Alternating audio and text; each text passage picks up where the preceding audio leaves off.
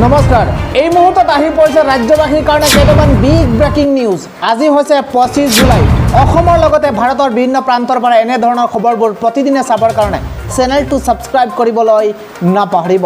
এই মুহূৰ্তত জনাই আছোঁ ৰাজ্যবাসীৰ কাৰণে এটা অতি ডাঙৰ খবৰ। এবাৰ পুনৰ চীনৰ কূটকৌশল। লাডাখ সীমান্তত চীনৰ যুদ্ধ বিমান। উত্তেজনা বাঢ়িছে ভাৰত চীন সীমান্তত। লাডাখৰ LACত চীনৰ যুদ্ধ বিমান। চীনৰ যুদ্ধ বিমানে প্ৰৱেশ কৰিছে ফ্লাই জোনত। পূব লাডাখৰ সীমান্তত হঠাৎ বৃদ্ধি পাইছে চীনৰ কুচকাৱাজ। বিগত ৩-৪ সপ্তাহ ধৰি চীনে অব্যাহত ৰাখিছে যুদ্ধ বিমানৰ চলাচল। ভাৰতীয় বায়ু সেনাই নজৰ ৰাখিছে চীনৰ ওপৰত। চীনৰ J-11 যুদ্ধ জাহাজ দেখিবলৈ পোৱা গৈছে ভাৰতৰ সীমান্তত। 24 পৰা 25 জুনত আৰম্ভ হৈছে চীনৰ এই চক্ৰান্ত। উত্তেজনা বাঢ়িছে ইতিমধ্যে ভাৰত চীন সীমান্তত। এই মুহূৰ্তে জনাই আছোঁ ৰাজ্যবাসীৰ কাৰণে আন এটা ডাঙৰ খবৰ। এইবাৰ বিহাৰত ভয়ংকৰ বিস্ফোৰণৰ ঘটনা সংঘটিত হৈছে।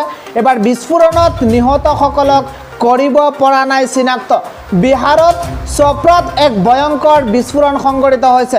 চপ্ৰাৰ খাইৰা আৰক্ষী থানা অঞ্চলৰ অন্তৰ্গত খুদাইবাগ গাঁৱত বোমাটো বিস্ফোৰণ হৈছিল। খুদাইবাগ গাঁৱৰ বাসিন্দা মহম্মদ ৰেয়াজু মিয়ানৰ ঘৰত বোমা বিস্ফোৰণৰ ঘটনা সংঘটিত হৈছে। গাঁওবাসীৰ মতে ৰেয়াজু আতচবাজীৰ বাবে ফটকা তৈয়াৰ কৰে।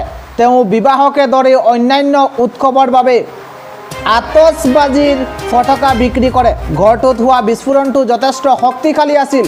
বিস্ফোৰণটো পুৱা 10 বজাত আৰম্ভ হৈছিল যদিও দুপৰীয়া প্ৰায় 1 মান বজালৈকে মাজে মাজে অব্যাহত আছিল। বিস্ফোৰণটো ইমানেই জোৰেৰে হৈছিল যে গোটেই ঘৰটো খহি পৰিছিল। আৰু জানিব পৰা মতে এই বিস্ফোৰণত 3জন লোক নিহত হৈছে আৰু 4জন লোক গুৰুতৰভাৱে আহত হৈছে। বিস্ফোৰণটোৰ ফলত বহু লোক এতিয়াও ধ্বংসাৱশেষত পোত খাই থকাৰ আশংকা কৰা হৈছে।